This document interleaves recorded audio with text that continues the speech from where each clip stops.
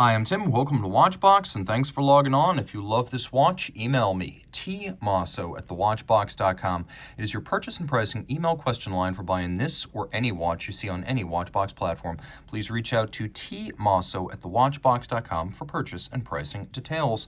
Today, we have a watch that comes with an extraordinary story.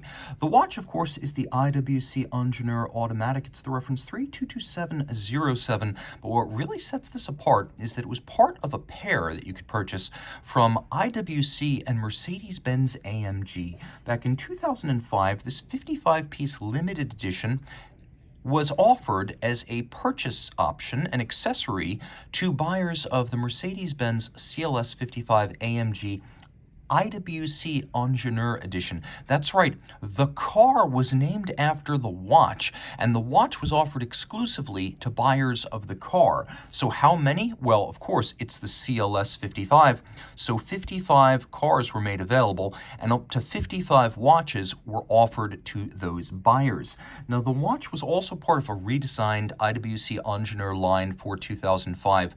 It was the last full-range redesign for the Gerald Genta version of the Ingenieur that first came about in the late 1970s.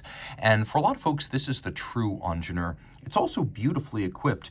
In titanium, this watch is 42.5 millimeters in diameter, 14.7 millimeters thick, and then from lug tip to lug tip, the total distance across the wrist is a beefy 52.2 millimeters. The watch in titanium, again, is fairly light on the wrist, so you don't feel it as an encumbrance, though you definitely see its physical presence. It is a big watch, make no mistake, and I recommend your wrist be my size or larger if you want to wear it. So my wrist is 16 centimeters in circumference, and you can see those outcroppings at the edge of the lugs. They really do project right out to the edge of my wrist, so you're going to want a wrist my size or larger to wear it. That said, it is light on the wrist due to the titanium construction, so it is very light and wieldy. I don't feel like I'm swinging a boat anchor attached to my arm when I wear it. All right, taking a quick look at the bracelet. What's fascinating here is that every single link is removable, and you can see that every single link has a release system, so you will get the right size here. The clasp is media blasted internally. You can see it's a single trigger release. It snaps shut. You have to press the trigger to pop it open.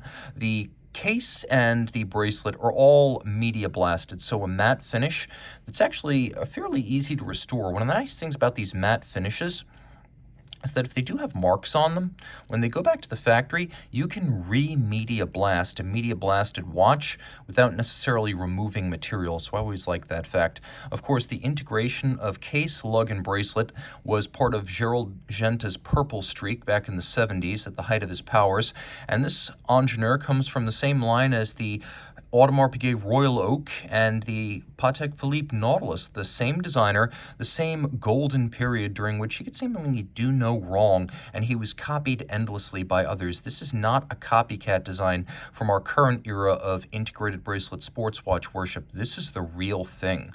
Now, the crown is a screw down. The watch is 120 meters water resistant, and thanks to various measures internally, it's also 80,000 ampere per meter anti-magnetic, and 80,000 amperes per meter roughly translates to 1,000 Gauss or mil Gauss. You could see that the design of the bezel, stepped and angled after all these years, remains consistent. We'll take a look at the headlights, the lume of this automotive-inspired Ingenieur, and you can see there is plenty of luminescence there. So being anti-magnetic, water-resistant, and well-lumed, plus automatic winding, this is a true sports watch. It has a lovely silver satin dial with rhodium-plated steel indices, hands, as well as hours. There are a few red highlights to lend some color to this multiply stepped dial. You can see it steps 1, 2, 3 times. And then we have an IWC manufacturer caliber 80110 that launched on this series, so while it may look like it could be powered by a Salida or an ETA movement, that wouldn't come until much later when IWC started decontenting the Ingenieur watch, and ultimately, in addition to decontenting, redesigned them to look like their 50s namesakes, not the 70s era watches. So this design with the in-house caliber represents what I consider to be a high watermark for the Ingenieur series in general. The 80110 functionally is very similar to an ETA 289282. It has stop seconds. It has a quick set date mechanism for rapidly setting. And it is automatic winding with a pawl-based bidirectional winding system, much like Magic Lever and IWC's own Peloton winding system. The bidirectional pawl ensures that it is very efficient, fairly shock resistant, and reliable. It has a 44-hour power reserve, so a little bit more than a standard Salida or ETA. And the movement beats away at 4 Hertz and pivots away on 28 joules. Again, it is IWC's own, protected down to 120 meters and against magnetism. On the reverse side, you can see CLS55 AMG, the name of the car, one of 55. And of course, this was a limited edition for the USA market.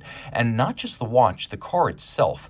Taking a look at the reverse, you can see this is part of IWC's long-running partnership with Mercedes AMG, which started as a co-branding agreement relating to road cars back in 2004, but has evolved into the era of Mercedes, AMG, and Petronas Formula One racing. So this series is still very much with us. You can see the symbol of Mercedes AMG on the opposite side. And this is a very rare watch, and I can assure you, you won't have to buy the car to get your hands on this one. Though if you could make a pair of them, send me a wrist shot to my Monday show. You know how much I love my watches and wheels combos. Reach out to Team Mosso at thewatchbox.com for purchase and pricing details.